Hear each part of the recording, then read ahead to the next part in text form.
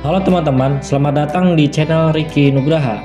Di sini kita akan bersama-sama menjelajahi berbagai topik menarik dan bermanfaat untuk menambah pengetahuan kita. Yo gengs, kita tahu jadi orang tua itu bukan perkara gampang. Kadang niat baik kita malah salah kaprah. Banyak orang tua yang beranggapan bahwa cara mereka mendidik anak itu udah bener, padahal bisa jadi malah bikin anak jadi stres atau nggak percaya diri. Nah, di sini kita bakal ngobrol santai tentang beberapa kebiasaan orang tua yang dianggap wajar, tapi sebenarnya kurang tepat. Siap-siap deh, kita bakal bahas contoh-contoh seru dari kehidupan sehari-hari yang mungkin sering kita lihat. Yuk simak bareng-bareng. Berikut adalah beberapa cara mendidik anak yang dianggap benar, tapi sebenarnya itu nggak tepat. Yang sering dianggap benar padahal itu kurang baik untuk perkembangan dan pertumbuhan si anak. Ada apa aja sih contohnya dalam kehidupan sehari-hari? Oke, yang pertama, menghukum anak dengan kekerasan fisik. Ini salah kaprah ya guys. Banyak orang tua yang beranggapan percaya bahwa menghukum anak dengan kekerasan fisik dapat membuat mereka lebih disiplin. Contohnya, seseorang yang sedang mendidik anaknya tidak mengerjakan PR-nya lalu dipukul atau dicubit, ini bisa menyebabkan trauma dan hubungan yang buruk antara orang tua dan anak. Alasannya kenapa sih?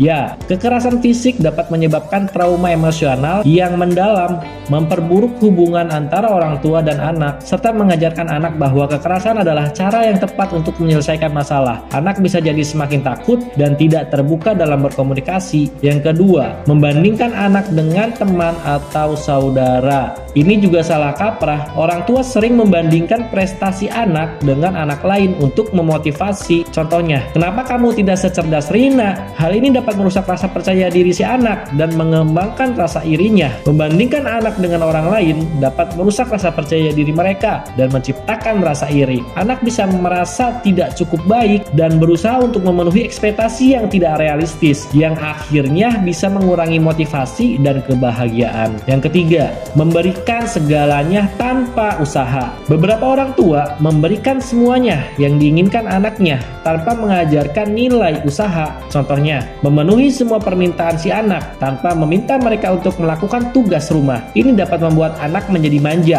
dan tidak menghargai usaha. Memberikan segalanya tanpa mengajarkan usaha dapat membuat si anak menjadi manja dan tidak menghargai apa yang mereka miliki. Mereka tidak benar-benar belajar kerja keras dan bisa merasa tidak siap menghadapi tantangan di masa depan. Yang keempat, mengabaikan perasaan anak. Menganggap bahwa perasaan anak itu tidak penting dan harus mengikuti apa yang orang tua inginkan. Jika anak merasa sedih karena tidak bisa bermain, orang tua mungkin berkata, "Tidak usah cengeng, itu hanya permainan." Hal ini dapat membuat anak merasa tidak didengar. Mengabaikan perasaan si anak dapat membuat mereka merasa tidak didengar dan tidak dihargai. Ini bisa mengakibatkan masalah emosional di kemudian hari seperti kecemasan dan depresi, serta membuat si anak merasa tidak nyaman untuk berbagi perasaan mereka kepada orang tua. Yang kelima, terlalu memaksakan kehendak orang tua. Menetapkan cita-cita atau jalur karir untuk anak tanpa mempertimbangkan minat mereka. Memaksa anak untuk mengambil jurusan kedokteran meskipun si anak lebih suka seni. Ini dapat membuat anak merasa tertekan dan kehilangan motivasi. Alasannya,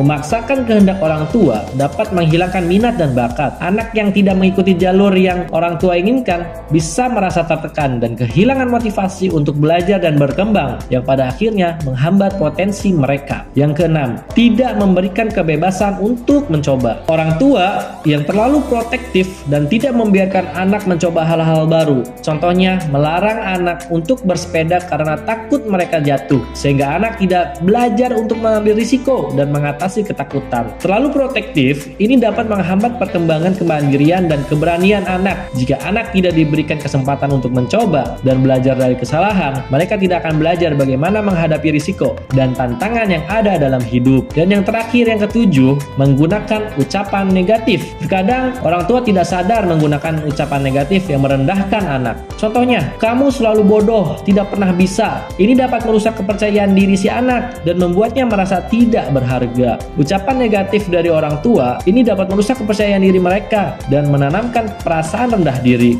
Anak yang sering mendengar kata-kata yang merendahkan dirinya bisa tumbuh menjadi individu yang kurang percaya diri dan lebih rentan terhadap masalah mental. Jadi itulah 7 kebiasaan orang tua mendidik anak yang dianggap benar tetapi itu kurang baik. Orang tua perlu menyadari bahwa metode pengasuhan yang mereka anggap benar tidak selalu baik untuk perkembangan anak. penting untuk mendengarkan, memberikan dukungan, dan mengajarkan nilai-nilai dengan cara yang positif. Oke gengs, itu dia beberapa mitos tentang didikan orang tua yang sering dianggap benar, padahal bisa jadi malah bikin anak jadi stres. Ingat, jadi orang tua itu butuh usaha dan pemahaman yang mendalam. Kita harus lebih peka sama perasaan anak dan kasih mereka ruang untuk tumbuh. Yuk kita sama-sama belajar dan jadi orang tua yang lebih baik, biar anak-anak kita bisa berkembang dengan maksimal dan bahagia. Semoga video ini bermanfaat dan sampai jumpa di video berikutnya yang lebih seru juga. Keep it real ya. Thank you.